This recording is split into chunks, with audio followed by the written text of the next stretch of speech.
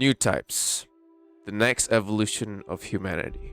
An evolved group possessing heightened cognitive abilities, originally theorized to facilitate life in space. More importantly, they were believed to possess the potential to truly understand one another, a trait that could lead humanity into a new age of peace and prosperity. At least that was the theory. While the official history books of the Universal Century timeline credited Zeonzun Daikun as the first to theorize the emergence of this new human race, a similar concept had already been acknowledged nearly a decade before his birth.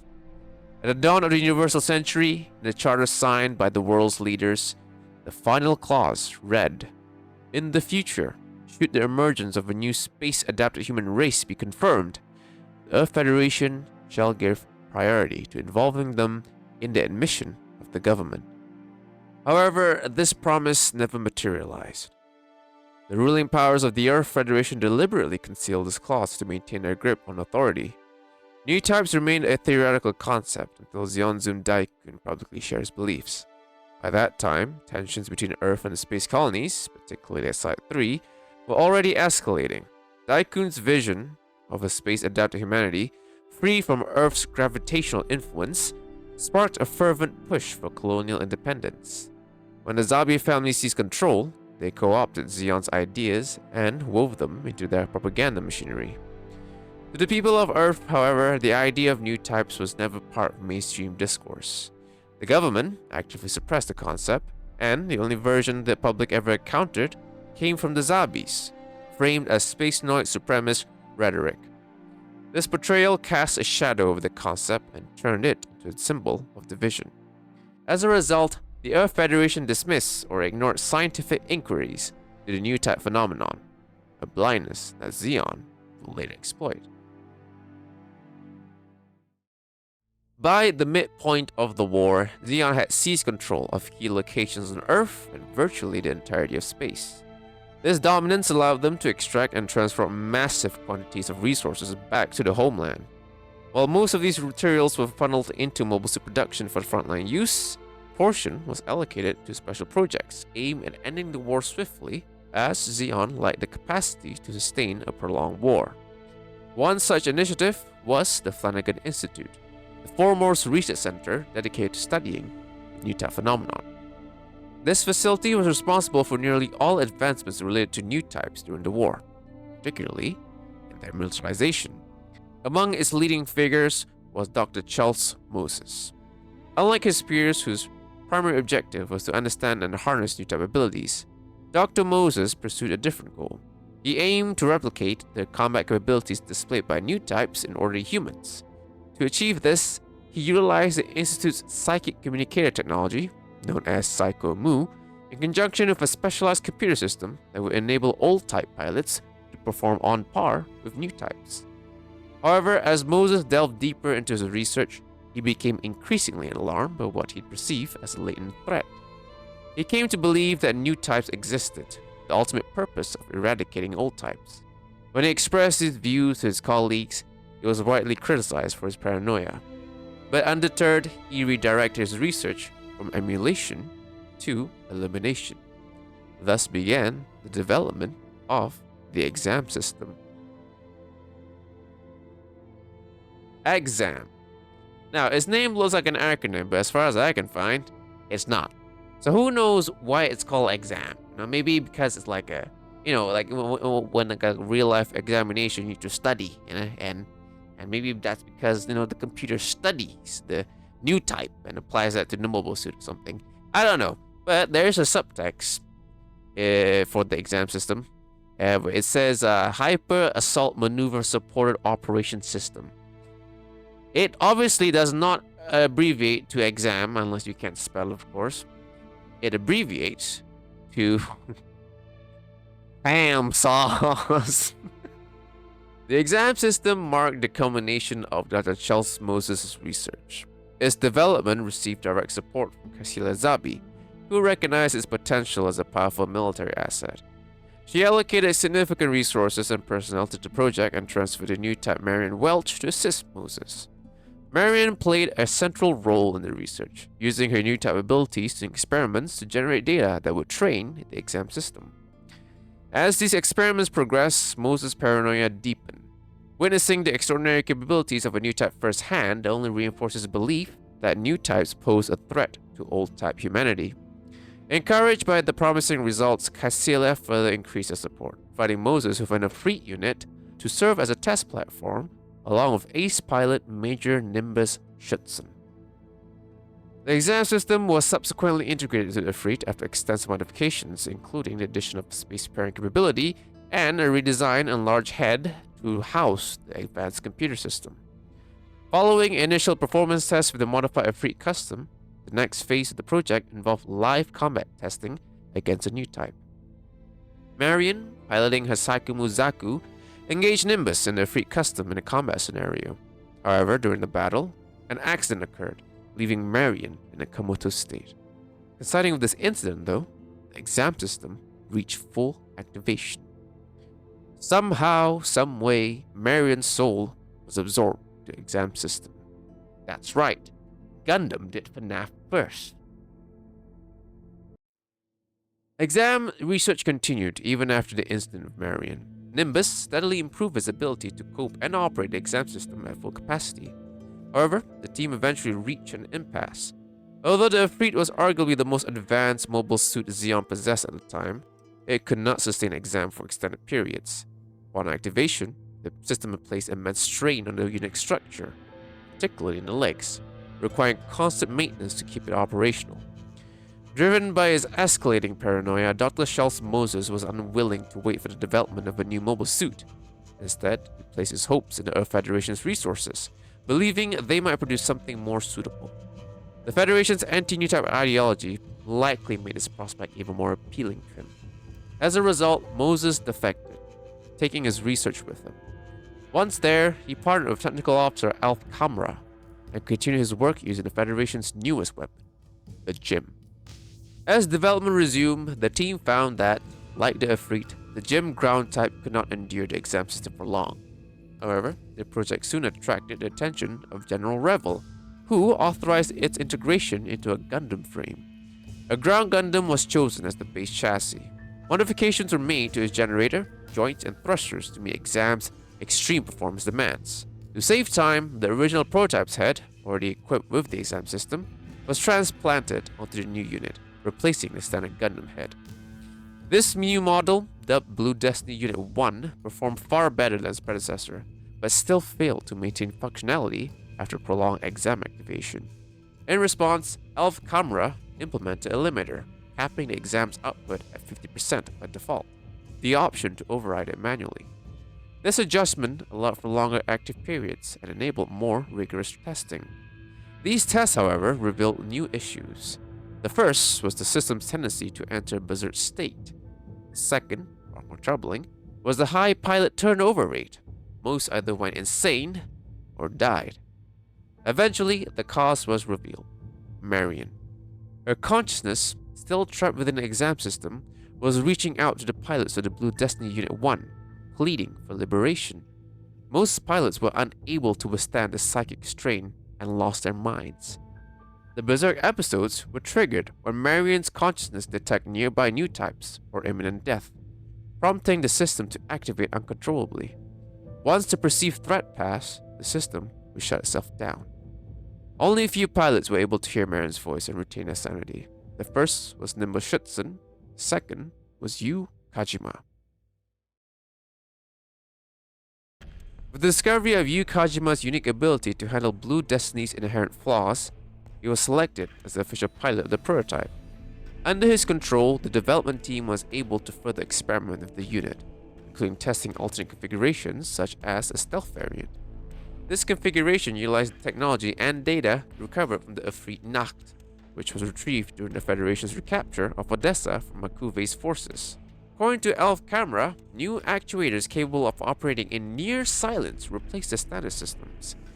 Additionally, a modified chest piece and a head unit were installed, along with a heat-dissipating cloak and a special low-visibility paint, all of which enhanced the suit's stealth capabilities. This variant saw field testing when a guinea pig team was assigned to recover a painting of all things. Later, during the assault on California base, another configuration was deployed, the full arm configuration. This variant pushed the frame to its operational limits by equipping additional armor and weaponry, including a twin beam cannon on each arm, a YHI 6mm 79mm missile launcher on each shoulder, and a shoulder-mounted beam cannon. However, during the battle, these weapons were gradually discarded due to their excessive weight, which severely hindered mobility. Eventually, Yu confronted Schutzen in his Afrik custom. Their duel was fierce, with both exam-equipped units anticipating and countering each other's moves. Yu ultimately disabled the Afrik by striking across the head and back after experiencing a leg malfunction. But before Yu could deliver the final blow, one of Nimbus' subordinates sacrificed himself to protect his commander, destroying the head of BD-1 in the process. With that, both exam units were effectively destroyed, and Marion's consciousness was presumed to be freed. Or so it was believed. Dr. Charles Moses had constructed 2 additional exam units, Blue Destiny Units 2 and 3. These newer models were built on the RX-80 chassis provided by Augusta Lab. Physically and functionally, Units 2 and 3 were nearly identical, the key difference being the absence of an exam limiter in Unit 2. Unit 3 was originally intended as a source of spare parts for Unit 2, but circumstances changed when Unit 2 was stolen by Nimbus. A Xeon spy posing as a mechanic infiltrated Moses' team and fed critical information to Nimbus. This allowed him to locate the development facility, mount an assault, steal BD-2, and assassinate Dr. Moses. Nimbus escaped space with BD-2, prompting the guinea pig team to pursue and recover the stolen unit.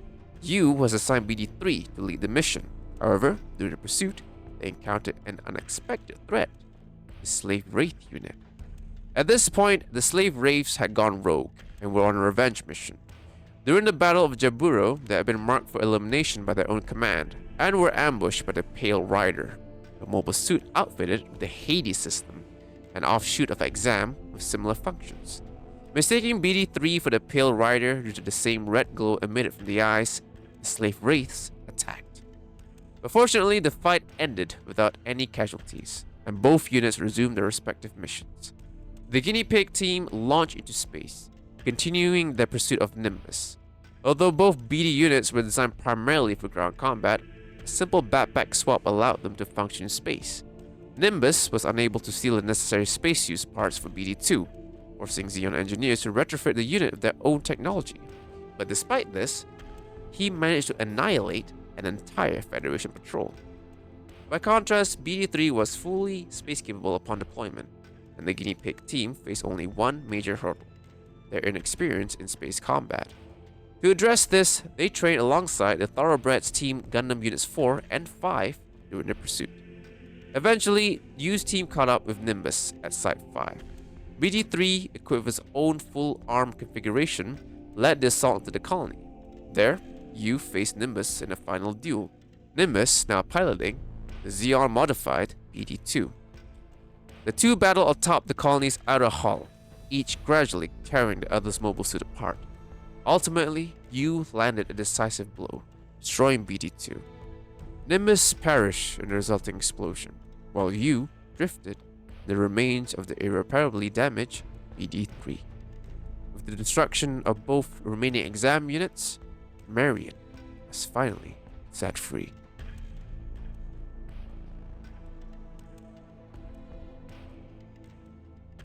With its creator and all units destroyed, Exam was ultimately destroyed. Or it should have been, but Gundam writers had other plans. Years after Blue Destiny and Unicorn, they decided to make the NTD system, which literally is the same thing minus the whole FNAF soul trap inside the murder robot thingy. Right? The system detects a new type, it goes Anki. And then after Unicorn, they made Hades in Missing Link, which again functions the same way. And then after that, years later, in Katana, Exam got necroed into the new Exam. It never went away. Is Exam gone or not? That depends on the writer, I guess. Because I'm pretty sure Exam, the original Exam, and after Blue Destiny, like Exam was just gone. But I don't know. The writers that wrote the future stories was like, this is a cool system, man. I'm just gonna bring it back, right? Fucking whatever, right? No one's gonna care. I do, for some reason. Anyway, that was the exam. As promised, I was asked to do exam, and I did exam. I don't know why it takes me so long to write a freaking Gundam. Oh no, I do know why it takes me long to write Gundam videos because unlike Battletech, right? Information in Battletech is very easy to come by. Right? Everything's kind of sorted out in in like their own respective book, so I can just kind of go in the book and just read whatever I need to read, and boom. This one, everything is spread out. It doesn't help that there's like multiple versions of things now. Like the original Blue Destiny did not have the stealth configuration or like the full arm configuration, or it wasn't built on the RX-80. It was built on the RX-79. But now they have a remake manga, which is not done yet. It's almost done, but it's not done yet. I feel like there's one more chapter, one more volume left to go, but the latest volume is volume 9, and I don't see anything about volume 10, so I'm not sure what's going on with that. But yeah, I've never actually played Blue Destiny. I probably should. All my knowledge from it is from the manga, the remake manga, and the an SD Gundam, which kind of plays out like a short version of story. But no, it's short enough, but still understandable enough. But yeah, that was this week's briefing, pilots. Thanks for joining. Next Gundam video, I don't know. I'm starting to no, not like take notes on like Xeon aquatic unit. What do you call that? Aquatic unit development. But it's taking a while because I'm the Fact Files magazine I was harping about a couple of weeks ago. I said I was gonna catalog it. I am cataloging them, but I'm taking my sweet time with them for some reason. I don't know why. But yeah, I'm getting there. Like I've cataloged like 40 magazines. That's like 150. So I'm still far away from that. And I'm also reading Doctor Guy, or reading quotation marks. I'm reading it through Google Lens because there's no English translation version of that, and it's kind of hard, really. Like the manga is also like a bit of a comedy manga, so there's like plenty of like non-important text, like dialogue that happens, just like things that's supposed to be funny, whatever. That's not what I'm looking for. I'm looking for like the actual development thing, which it does have, and even with like the janky Google Translate, which I'm surprised Google Translate can't translate Japanese at well. I could still make up what they're trying to say. I can somewhat make up what they're trying to say. Like, for example, did you know? I think I read right at least. The art guy, they got it only has like the unbuck system in the legs or something like that. I don't know what any unbuck for water, but maybe they do. I don't know, man. But apparently they're like it intentionally took out half its unbuck system to function underwater or something like that. It's weird. It's very weird. Also, yeah, like I mean, it's interesting. When I actually got to the technical part, it is interesting. But it's mostly a comedy manga, which is, I guess, that's really up to your taste whether you like it or not. I'm just not really my thing. But again, does provide some background technical stuff, which is neat. But yeah, yeah, that was that really. Next kind of video, I don't know what's gonna be. If if I catalog it quickly, it might be water, like Xeon water suit development. But if not, maybe you can tell me something. Tell me what you would like to see, and I'll see what I can do about it. Do not send me seed because I don't like seed. I only watched seed once, and I was like, "What the fuck is this shit?" I don't like it. Oh, maybe the next one could be like a review of a G Cooks because that ended, but that has ended by this recording. I'm gonna I'm gonna save it for the review for that thing. But yeah, that's been that. That's been me, pilots. Thanks for joining for this weekly briefing, pilots. Please, if you like what you heard and like to see more, like to join the Jupiter fleet, please do subscribe right there. Click it right now. I need more pilots. All right, we need more pilots for our upcoming invasion of Earth. Alright? Us Jovians have had enough of Earth. Fuck those guys. They will get it soon. Or if you're not willing to join the military, because I get it. It's fucking spooky, man, and you get yelled at a lot. I don't like being yelled at a lot. Alright? It's demeaning. Just click the like button. Right? That will help boost the AI algorithm or whatever YouTube algorithm is at, and hopefully it'll reach a lot more other people. They're a lot more patriotic and a lot more braver than you are. For not joining the fleet. Hmm? I have a Discord, or as I like to call it, my personal graveyard, because there's activity. There's like zombie activity there, occasional zombie activity. Mostly it's silent, but I'm cool with it. You come in, chat with us or whatever. Chat with me. Laugh at my memes, my horrible memes that I post online in there because I got a fucked up sense of humor. Yeah. I also stream my game, I mean my training sessions here and on Twitch. If you like, on Twitch, you can play sounds and stuff. You can play horribly distorted sounds because my CPU is tiny and not able to play games while playing goddamn sounds, third party sounds at the same time. If sometimes, occasionally, it'll sound horrible. It sounds distorted, it sounds loud, and you'll lose your ears. But it's funny, and that's all that matters. Glory to the Jupiter colony! Keep on fighting those space people. Those not space people. We are space people. Keep on fighting those Earth people. Fuck them. All right. Go and get it. But as you fight, as per usual, I want you all to take care. You can come home back to your families and your friends and your lovers or whatever. Come home, take care. So you and the only way you can do that is to, as per usual, not die.